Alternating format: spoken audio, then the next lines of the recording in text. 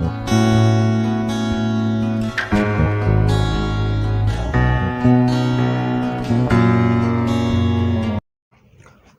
Number 7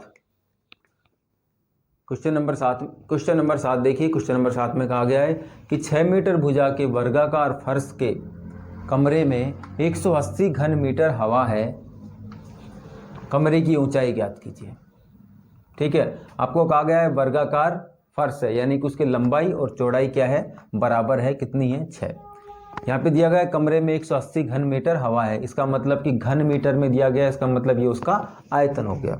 तो देखिए हम इसे कैसे करेंगे कि हमें जानते हैं कि किसी घनाभ या कमरे की जो लंबाई चौड़ाई ऊंचाई है वो किसके बराबर होती है, ऊंचाई वो उसके आयतन के। तो हम लिख सकते हैं चूंकि घनाभ या लिख सकते हैं कमरा, ठीक है, कि घनाभ की लंबाई गुणा चौड़ाई और गुणा जो ऊंचाई होती है वो किसके बराबर होती है, आयतन के बराबर। ठीक है ना, कि भाई घनाभ या किसी कमरे की लंबाई चौड़ाई ऊंचाई उसके आयतन के बराबर होती है। आयतन आपको दिया गया है 180 और लंबाई और चौड़ाई कह रहा है कि भाई 6 है।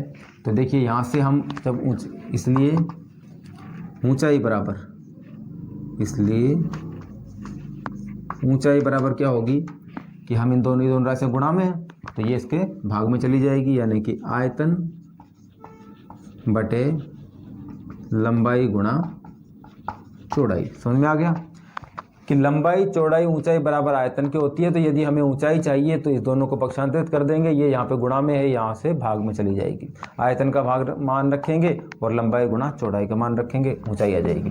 यदि आपसे चौड़ाई और ऊंचाई दी जाए तो लंबाई पूछे तो लंबाई भी ऐसी आ जाएगी, चौड़ाई ऊंचाई को भाग दे देंगे आयतन में तो लंबाई आ जाएगी। चौड़ाई पूछे तो ये लंबाई गुणा ऊंचाई का भाग दे देंगे आयतन में तो ये चौड़ाई आ जाएगी।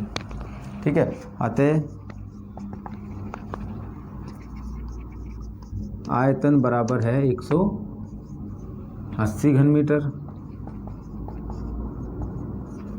और लंबाई गुणा चौड़ाई, यानी कि लंबाई और चौड़ाई बराबर है 6 के। ठीक है, तो अब यहाँ से मान रखेंगे, इसलिए ऊंचाई बराबर होगी आयतन कितना है 180 बटे लंबाई गुणा चौड़ाई, यानी कि लंबाई भी इतनी 6 है और चौड़ाई भी 6 है, तो ये आ जाएगा 180 बटे 36। ठीक है, अब देखिए ये कट जाएगा आपस में, काट लीजिए 18 से, 18 कम 18 और ये 0 और ये 18 दूनी 36 यानी कि 2। हमारे पास आ गया 10 बटे 2 यानी कि 5 मीटर इसकी ऊंचाई होगी। ठीक है, तो जब भी आपको ऊंचाई चौड़ाई या लंबाई निकालनी हो और आयतन आपको दिया गया हो तो उस आयतन में उन दोनों राशियों के गुणा का भाग दे दें तो आपके पास तीसरी जो भुजा है वो निकल आएगी। अगला क्वेश्चन देखिए। अगला क्वेश्चन नंबर 8 देखिए। कहा गया है कि 44 मीटर लंबी 1.5 मीटर ऊंची और 35 सेंटीमीटर चौड़ी दीवार बनाने में 22 सेंटीमीटर 10 सेंटीमीटर और 7 सेंटीमीटर माप की कितनी ईंटों की आवश्यकता होगी। ठीक है, यानी कि आपको क्या कहा गया है कि कोई घनाभ है, ठीक है, उस घनाभ में उसके घनाभ की जो लंबाई है वो आपको दे दी गई है, ऊंचाई दे दी गई है और चौड़ाई दे दी गई है। और उसमें कहा गया है कि भाई उसमें 22 सेंटीमीटर लंबाई की और 10 सेंटीमीटर चौड़ाई की, ठीक है, और 7 सेंटीमीटर ऊंचाई, ठीक है, उसके कितने ईंटों की आवश्यकता उसमें पड़ेगी, ये वो कह रहा है कि उस दीवार को बनाने में। ठीक है, तो जब भी हमारे सामने इस टाइप का क्वेश्चन हो तो हम क्या करेंगे कि उसमें उसके आयतन का, ठीक है, यानी कि उसके जो आपको दी गई है उसके आयतन में, दीवार के आयतन में अब उसके ईंटों के आयतन है उसका भाग दे देंगे। ठीक है, तो ऐसे ही जैसे कि कोई बड़ा घनाभ दिया गया हो और कोई छोटा घनाभ दिया गया हो, तो आपसे पूछा जाए कि उसमें कितने घनाभ समाहित हो सकते हैं या कितने घनाभ उसमें आ सकते हैं, तो हम उसका जो आयतन होगा बड़े घनाभ का उसमें भाग दे देंगे छोटे घनाभ के आयतन का। तो ठीक है, तो हम इसके जो आपको जो दी गई है 44 मीटर लंबी, 1.5 मीटर ऊंची और 35 सेंटीमीटर की जो दीवार है उसमें हम ईंटों के आयतन का भाग दे देंगे, तो हमारे पास ईंटों की संख्या आ जाएगी। ठीक है, कैसे करेंगे? देखिए सबसे पहले तो यहाँ पे देखिए मीटर, यहाँ पे मीटर, लेकिन यहाँ पे सेंटीमीटर है, यहाँ पे सेंटीमीटर है, ये सारे सेंटीमीटर में। तो सबसे पहले तो हम इसे मीटर को सेंटीमीटर में बदल लेंगे। तो देखिए दीवार की लंबाई, दीवार की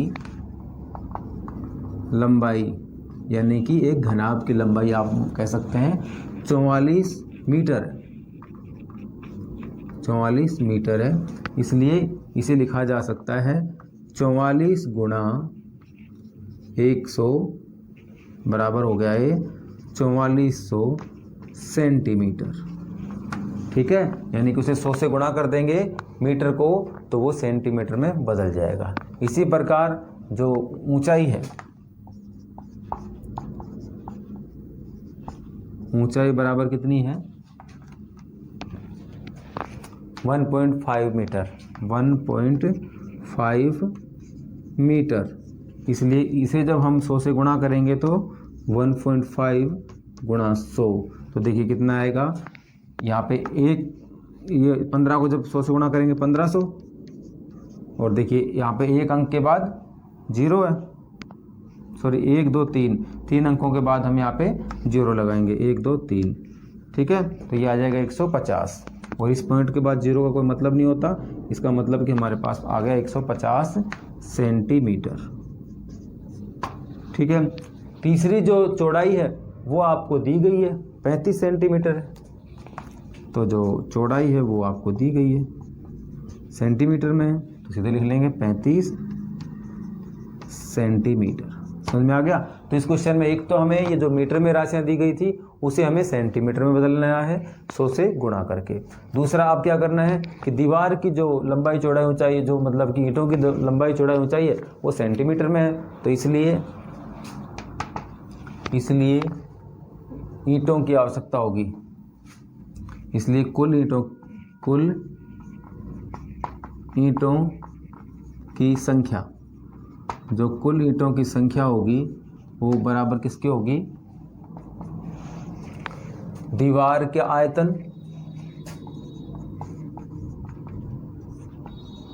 दीवार का आयतन बटे ईंटों का आयतन, ईंटों का आयतन या ईंट का आयतन, दीवार का आयतन बटे ईंट का आयतन।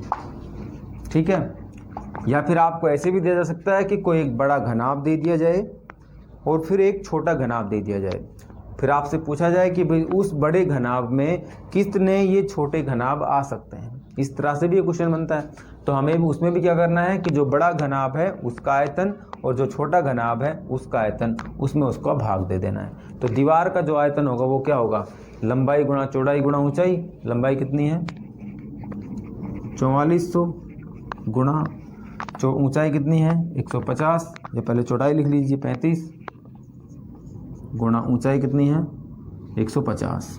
इतना समझ में आ गया? आप क्या करेंगे, ईंटों का आयतन, ईंटों का आयतन क्या होगा, ईंटों का आयतन वो ही सीधा हो जाएगा 22 गुणा 10 गुणा 7, या आप इसे लिख भी सकते थे पहले यहाँ पे कि भाई ईंट की चौड़ाई, ईंट की लंबाई बराबर है 22 सेंटीमीटर, चौड़ाई बराबर है 10 सेंटीमीटर, और जो ऊंचाई बराबर है, हाइट जो है वो है 7 सेंटीमीटर। ठीक है, तो यहाँ से कुल ईंटों की संख्या कितनी होगी, दीवार का आयतन बटे ईंट का आयतन, तो इसे भाग दे देंगे। देखिए जो कट रहा है उस संख्या को काट लीजिए, 7 से कटेगा 7 5 35, ठीक है, एक जीरो से ये जीरो कैंसिल हो सकता है, 22 से ये कैंसिल हो जाएगा, 22 दूनी 44, यहाँ से 20 आ जाएगा। ठीक है, अब देखिए यहाँ से 20 को 5 से गुणा करेंगे तो 20 पंजे 100 गुणा 150, इसे जब गुणा करेंगे तो 15 और 1 2 3 यानी कि 15,000 ईंटों की आवश्यकता पड़ेगी। 15,000 ईंटों की आवश्यकता आपको उस दीवार को बनाने में पड़ेगी। ठीक है, समझ में आ गया कि भाई इस दीवार को बनाने के लिए हमें 15,000 ईंटों की आवश्यकता पड़ेगी। जब भी इस तरह का क्वेश्चन आपको मिले तो अगर राशियां अलग अलग दी गई हैं तो उन्हें सेम कर लें, सेंटीमीटर में है और मीटर में है तो जो राशियां ज़्यादा हों उसी में कन्वर्ट कर लें, और फिर आप उस बड़े जो या तो दीवार है उसका आयतन है तो उसमें ईंट का आयतन का भाग दे दें। अगर घनाभ बड़ा घनाभ दिया गया, छोटे घनाभ भी दिया गया है तो उसमें उसका भाग दे देंगे, तो आपके पास उनकी संख्या निकल आएगी। ठीक है, अब अगला क्वेश्चन देखिए। 9वां क्वेश्चन देखिए। 9वें क्वेश्चन में कहा गया है कि 10 मीटर लंबे, 8 मीटर चौड़े और 6 मीटर ऊंचे कमरे में अधिक से अधिक कितनी लंबी छड़ रखी जा सकती है। तो देखिए, अगर किसी कमरे में अधिक से अधिक लंबी छड़ रखी जा सकती है तो वो उसके विकर्ण के बराबर होगी। ठीक है, और हमने देखिए इससे पहले क्वेश्चन किया था, उसमें हमें पता है कि विकर्ण जो होता है वो उसकी लंबाई, चौड़ाई और ऊंचाई उन सभी राशियों के वर्ग के योग के वर्गमूल के बराबर होती है। ठीक है, तो हम उससे निकाल लेंगे। पहले तो लिख देते हैं कि कमरे की लंबाई, कमरे की लंबाई यानी कि जो एल होगा वो कितना है 10 मीटर। ठीक है, जो उसकी चौड़ाई है यानी कि बी का मान वो कितनी है 8 मीटर, और जो उसकी ऊंचाई है यानी कि जो उसकी एच का मान होगा वो है 6 मीटर। तो जो कमरे में अधिक से अधिक लंबी छड़ रखी जा सकती है वो उसके विकर्ण के बराबर होगी। तो ये आप लिख सकते हैं कमरे में रखी जा सकने वाली अधिक से अधिक बड़ी, अधिक से अधिक लंबी, अधिक से अधिक लंबी छड़ उसके विकर्ण के बराबर होगी, विकर्ण के बराबर होगी। यानी कि L square plus B square plus H square का अंडर रूट। विकर्ण बराबर क्या होता है, आपने इससे पहले क्वेश्चन में भी किया है कि L square plus B square plus H square के बराबर होता है इसका विकर्ण। यहाँ पे मान रख देंगे, एल का मान कितना है 10 प्लस 10 का स्क्वायर प्लस बी का स्क्वायर, बी कितना है 8 का स्क्वायर और प्लस एच कितना है 6 का स्क्वायर। ठीक है, तो ये 10 को 10 से गुणा करेंगे तो ये आएगा 100, 8 को 8 से गुणा करेंगे तो आएगा 64, प्लस 6 को 6 से गुणा करेंगे तो 36, और ये हमारे पास आ जाएगा 100 और 64 और 200, 200 का अंडर रूट। देखिए 200 का अंडर रूट सीधे सीधे नहीं आता, तो आप देखिए गुणनखंड विधि से निकाल सकते हैं कि 200 में 2 का भाग देंगे 100 आ जाएगा, फिर 2 का भाग देंगे 50 आ जाएगा, फिर 2 का भाग देंगे तो 25 आ जाएगा, और 25 में 2 का भाग नहीं जाएगा, 3 का नहीं जाएगा तो 5 का भाग जाएगा, ये आएगा 5, और फिर 5 में 5 का भाग जाएगा तो आएगा 1। यानी कि हमारे पास एक जोड़ा ये बन गया, एक जोड़ा ये बन गया। तो यहाँ से हम 2 ले लेंगे और यहाँ से हम 5 ले लेंगे। ठीक है, ये तो संख्या आ जाएगी वर्गमूल से बाहर और ये रह जाएगा वर्गमूल के अंदर। तो ये अंडर रूट 2 का मान कितना आएगा, सॉरी अंडर रूट 200 बराबर कितना होगा 5 दूनी 10 और अंडर रूट 2। अब चूँकि देखिए इतना क्वेश्चन ठीक है आपका, अगर आप चाहें तो अंडर रूट 2 का मान रख के उसे गुणा कर सकते हैं, क्योंकि अंडर रूट 2 जो बराबर होता है वो होता है 1.414 के। ठीक है, तो अब हम यहाँ पे अंडर रूट 2 की जगह मान रख देंगे 10 गुणा 141, 414, ठीक है। अब जब इसे गुणा करेंगे तो क्या आएगा, देखिए कि देखिए 10 से जब इसे गुणा करेंगे तो सीधे सीधे लिख लिए 1414, 2 अंकों के बाद पॉइंट लगा देंगे, यानी कि वो 1 और 2, तो हमारे पास आ गया 14.14 मीटर। उसका जो विकर्ण होगा वो उसका आंसर आ गया, ठीक है।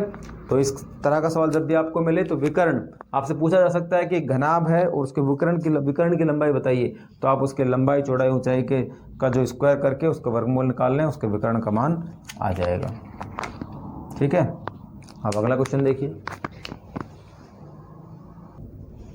10वां क्वेश्चन देखिए कि एक घन का आयतन 512 घन मीटर है, तो उसकी भुजा ज्ञात कीजिए, ठीक है।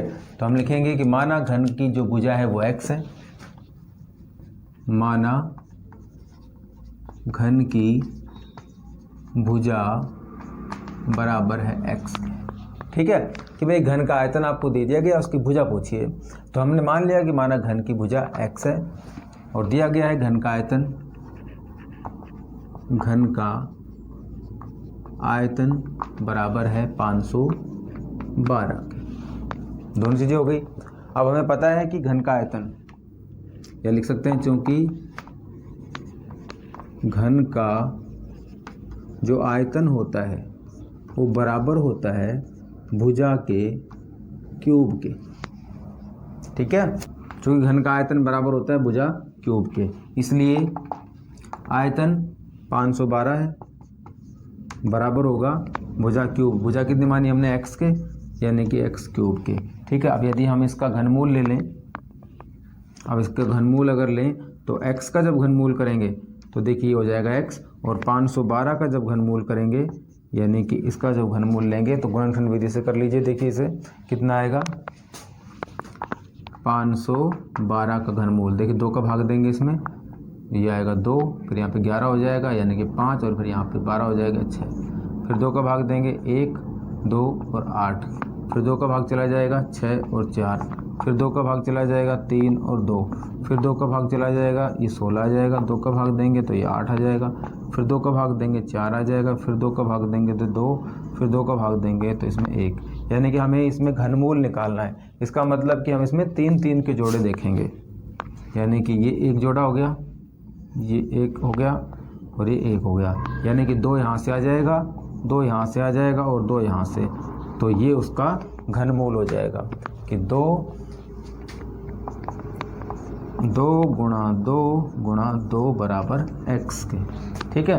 तो यहाँ से आ जाएगा कितना, 2 दूनी 4, 4 दूनी 8, यानी कि 8 बराबर x, या इसे लिखा जा सकता है कि x बराबर 8 मीटर उसकी भुजा होगी,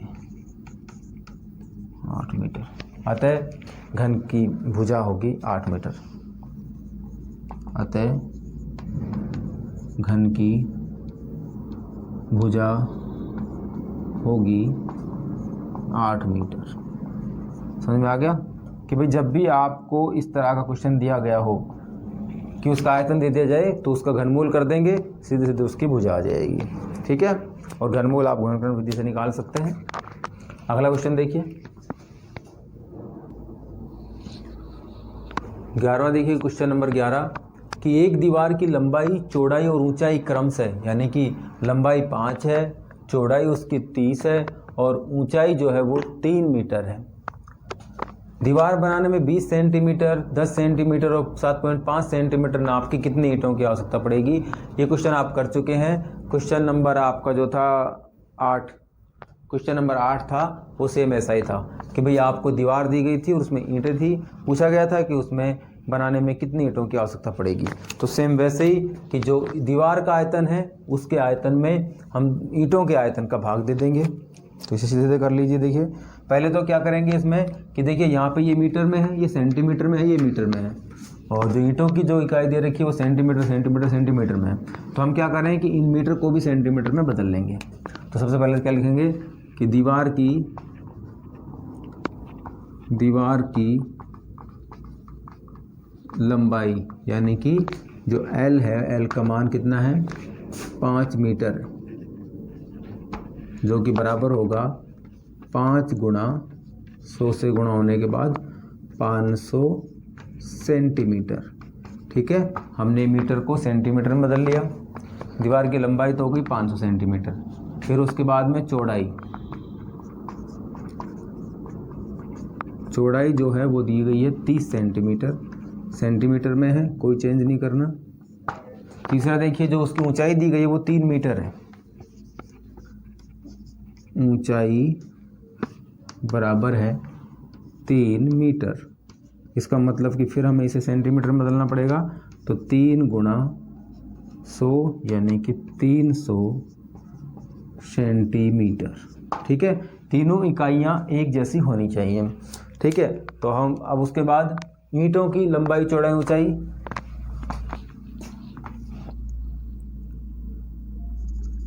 अब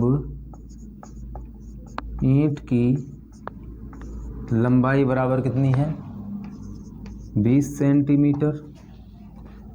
चौड़ाई जो है यानी कि विड्थ जो है वो उसकी 10 सेंटीमीटर है, 10 सेंटीमीटर।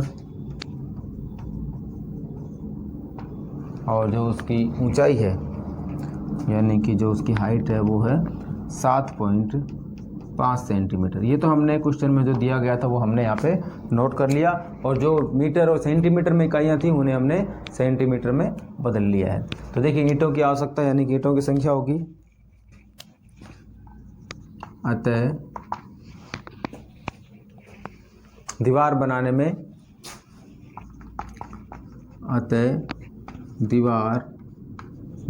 में कुल ईंटों की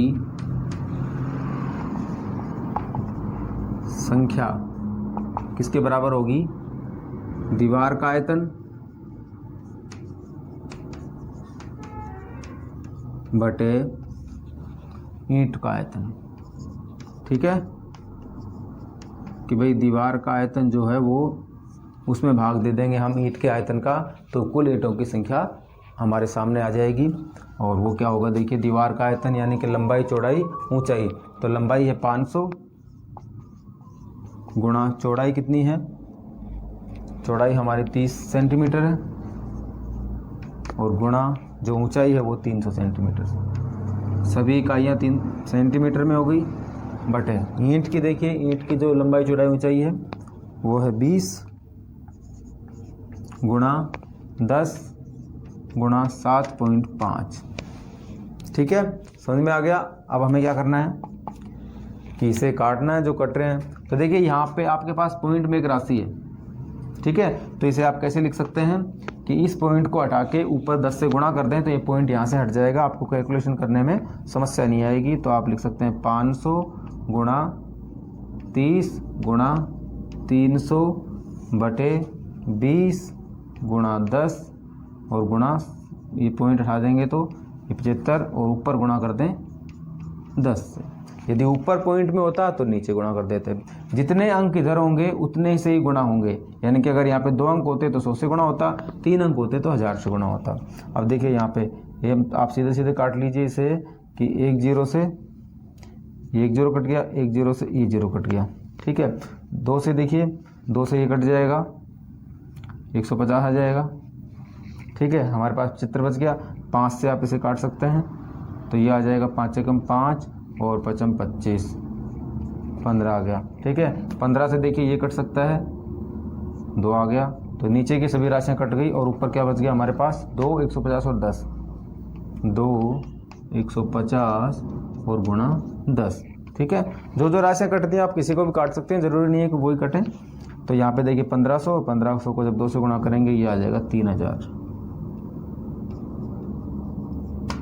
यानी कि हमें 3000 ईंटों की आवश्यकता उस दीवार को बनाने के लिए चाहिए होगी। तो ये क्वेश्चन मैंने आपको इसीलिए करवाया क्योंकि इसमें आपको पॉइंट्स दिया गया था, तो मैंने सोचा कि आपको ये बता दूं कि जब भी आपको इस टाइप का क्वेश्चन बने तो आप उसे चेंज कर लें, पॉइंटों को हटा दें और वहाँ पे गुणा कर लें और फिर उसे काट के सरल कर लें। ठीक है, अब अगला क्वेश्चन देखते हैं, क्वेश्चन नंबर 12, जो कि आपका इस प्रश्नावली का लास्ट क्वेश्चन है, उसे ध्यानपूर्वक समझिएगा। क्वेश्चन नंबर 12 इस एक्सरसाइज का अंतिम क्वेश्चन है, ये इम्पोर्टेंट क्वेश्चन है, इसे ध्यान से समझिए। देखिए क्वेश्चन में कहा गया है कि एक घनाभ की लंबाई चौड़ाई और ऊंचाई का अनुपात दिया गया है आपको 5:3:2 है। यदि घनाभ का संपूर्ण पृष्ठीय क्षेत्रफल 558 सेंटीमीटर स्क्वायर आपको दे दिया गया है तो उसकी कोरों की माप ज्ञात कीजिए। हमें उसकी जो भुजाएं हैं यानी कि उसकी लंबाई, उसकी चौड़ाई और उसकी ऊंचाई, उसका हमें मान ज्ञात करना है। देखिए, इस टाइप का क्वेश्चन जब भी आपको मिले कि क्वेश्चन में आपको भुजाओं की अनुपात दिए गए हों तो वहाँ पे आप उसे मान लें कि माना कि घनाभ की लंबाई, चौड़ाई और ऊंचाई क्रम से हैं 5x, 3x एंड 2x, यानी कि उनकी हम जो भुजाएं मानेंगे उन्हें मानेंगे हम 5x, 3x और 2x। ठीक है, देखिए कैसे करेंगे इस क्वेश्चन को।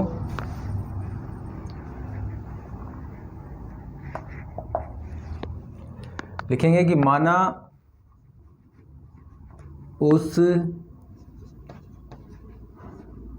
घनाभ की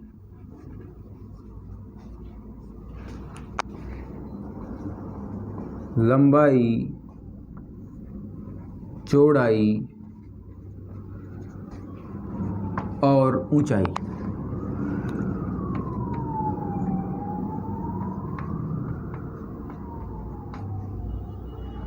क्रमशः का मतलब होता है कि उसी क्रम में जिस हिसाब में हमने लिखा है कि पहले लंबाई फिर चौड़ाई और ऊंचाई। माना कि उस घनाभ की लंबाई, चौड़ाई और ऊंचाई क्रमशः 5x यानी कि 5x, 3x और 2x है। समझ में आ गया कि जब भी आपको क्वेश्चन में दिए कभी भी किसी भी आकृति की लंबाई, चौड़ाई और ऊंचाई का अनुपात दिया जाता है तो क्वेश्चन को सोल्व करने के लिए आप सबसे पहले ये मानेंगे कि माना कि उसकी जो कंप्लीट लंबाई, चौड़ाई, ऊंचाई होगी वो 5x, 3x और 2x जो भी आपको यहाँ पे अनुपात दिया जाएगा उससे हम प्रत्येक को x से गुणा कर देंगे। फर्स्ट। दूसरा देखिए, कहा गया है कि घनाभ का संपूर्ण पृष्ठ क्षेत्रफल आपको दे दिया गया है। दिया गया है कि घनाभ का संपूर्ण पृष्ठ क्षेत्रफल दिया गया है कि घनाभ का संपूर्ण पृष्ठीय क्षेत्रफल, संपूर्ण पृष्ठ क्षेत्रफल क्या होता है 2 गुणा, यहाँ लिख देते हैं कि भाई दिया गया है कि घनाभ का संपूर्ण क्षेत्रफल जो है 558 है, 58 सेंटीमीटर स्क्वायर दिया गया है। ठीक है, अब क्या करेंगे कि हम जो संपूर्ण पृष्ठ क्षेत्रफल का जो फॉर्मूला होता है घनाभ का उसे इसके बराबर लिख लेंगे। भुजाओं का जो अनुपात दिया गया है उसको हमने मान लिया 5x, 3x, 2x है, वहाँ पे रखेंगे, उसे सोल्व कर लेंगे, x का मान निकल आएगा। x का मान निकलने के बाद हम उसे x को 5 से गुणा करेंगे, पहली भुजा आ जाएगी यानी कि उसकी लंबाई आ जाएगी, 3 से गुणा करेंगे उसकी चौड़ाई आ जाएगी और 2 से गुणा करेंगे तो उसकी ऊंचाई यानी कि हाइट आ जाएगी। तो देखिए हम लिख सकते हैं कि जो संपूर्ण पृष्ठ क्षेत्रफल होता है वो होता है 2 गुणा लंबाई गुणा चौड़ाई प्लस चौड़ाई गुणा ऊंचाई प्लस ऊंचाई गुणा लंबाई। यही होता है एक घनाभ का संपूर्ण पृष्ठ का क्षेत्रफल और ये हमें दिया गया है 558 के बराबर है। ठीक है, अब हम इसमें मान रख देंगे। 2 लंबाई आपको दी गई है अनुपात में 5, 3 और 2, तो हम लिखेंगे यहाँ पे 5x क्योंकि हमने माना है लंबाई को 5x गुणा चौड़ाई है 3x प्लस उसके बाद चौड़ाई 3x गुणा ऊंचाई 2x और प्लस ऊंचाई 2x और जो उसकी लंबाई है वो है 5x यानी कि गुणा 5x। समझ में आ गया। अब हम क्या करेंगे कि यहाँ पे देखिए ये राशियाँ गुणा होंगी आपस में, तो इसे लिखा जा सकता है कि 2 गुणा, देखिए 5 को 3 से गुणा करेंगे तो 5 दिए 15, x को जब x से गुणा करेंगे, देखिए x इंटू एक्स, इसको जब गुणा करेंगे तो x स्क्वायर हो जाएगा। ठीक है, तो यहाँ पे हम लिखेंगे 15x स्क्वायर।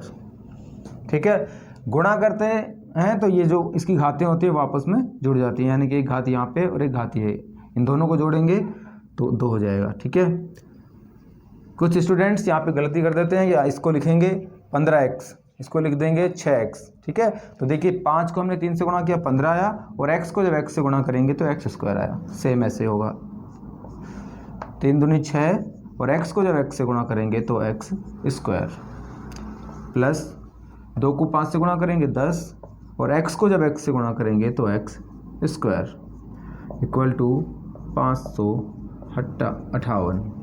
ठीक है, इन्हें जोड़ लेंगे क्योंकि सभी में प्लस का साइन है और सभी राशियां सेम है, तो ये जुड़ जाएंगी आपस में। देखिए क्या आएगा यहाँ पे, 15 और 10 25, 25 और 6 31, तो 2 गुणा 31 x स्क्वायर हमारे पास आ गया। ठीक है, ये किसके बराबर है, 558 के। तो देखिए हमें क्या निकालना है कि x स्क्वायर का मान निकालना है। तो ये जो राशियां हैं दोनों ये गुणा में है, यानी कि इसे मान सकते हैं कि ऐसे है 2 गुणा 31 गुणा एक्स स्क्वायर। तो हमें ये चाहिए, तो ये दोनों राशियों का पक्षांतरण कर देंगे इधर, तो ये हो जाएगा एक्स स्क्वायर बराबर 558 बटे 2 गुणा 31, 2 गुणा 31। ठीक है, अब देखिए यहाँ से जो राशि कट रही है उसे काट लीजिए, कि 2 से देखिए कट जाएगा, 2 से 2 दूनी 4, फिर यहाँ 15 हो जाएगा 7, और फिर यहाँ पे 18 हो जाएगा, तो यानी कि 9।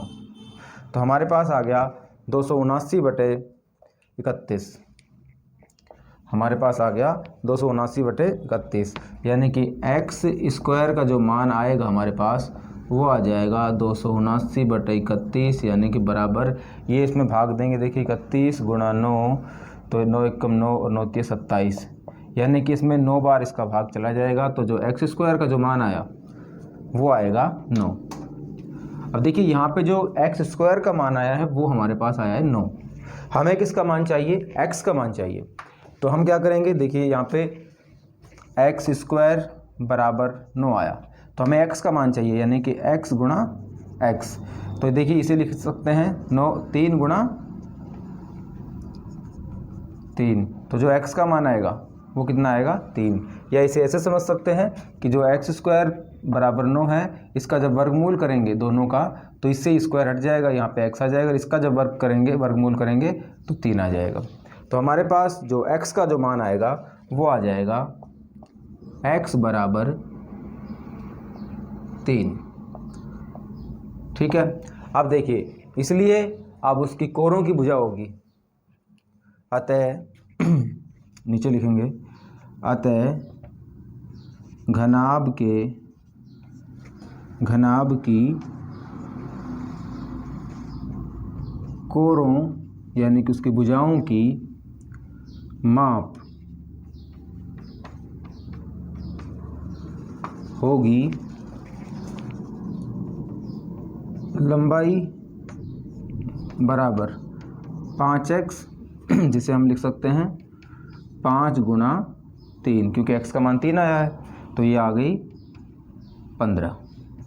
ठीक है, चौड़ाई जो होगी वो भी इसी तरह से होगी कि जो 3x है 3x, और उसे लिखा जा सकता है x का मान 3 है, तो ये आ जाएगी 3 गुणा 3 बराबर 9, और जो ऊंचाई होगी उसे लिखा जा सकता है 2 गुणा x, यानी कि 2 गुणा x जो था उसे लिखा जा सकता है 2 गुणा 3,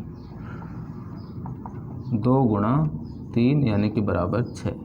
तो इसलिए यहाँ पे जो लंबाई चौड़ाई और ऊंचाई के मान होंगे, लंबाई चौड़ाई और जो ऊंचाई के मान होंगे वो होंगे 15, 9 और 6। ठीक है, अब देखिए अगर आप इसकी लंबाई चौड़ाई ऊंचाई का अनुपात देखना चाहें तो वो इसी के बराबर आ जाएगा। देखिए 15 अनुपात 9 अनुपात 6, इन तीनों में देखिए किस संख्या का भाग जा रहा है, किस राशि का भाग पूरा पूरा जा रहा है। देखेंगे कि 3 का भाग तीनों में जा रहा है, तो इसे लिखा जा सकता है 3 पंजे 15 5 और 3 3 9 और 3 दूनी 6। ये राशि इसके बराबर आ गई। ठीक है, तो हमारा क्वेश्चन कंप्लीट हो गया। बिल्कुल ज़्यादा कुछ डिफ़िकल्टी नहीं थी इसमें, साधारण सी चीज़ें थी कि आपको लंबाई चौड़ाई ऊंचाई का अनुपात दिया गया था, तो आप मान लेंगे कि उसकी भुजाएं 5x 3x और 2x होंगी। कभी भी किसी क्वेश्चन में जब आपको ऐसा दिया जाएगा तो आप ऐसे ही करेंगे। ठीक है, आशा करता हूं कि आपको 16.1 के सभी क्वेश्चंस काफ़ी अच्छे ढंग से समझ आ गए होंगे, आपको कंसेप्ट भी अच्छे तरीके से समझ में आ गया होगा। तो अब आप अभ्यास करिए इन सभी क्वेश्चनों का या इस टाइप के क्वेश्चनों का। मुझे आशा है कि जब भी आप घन और घनाभ से संबंधित क्वेश्चन सोल्व करेंगे, आप पूरे कॉन्फिडेंस के साथ क्वेश्चनों को काफ़ी अच्छे ढंग से हल कर सकेंगे। तो मिलते हैं अब नेक्स्ट क्लास में, तब तक के लिए take care and good bye.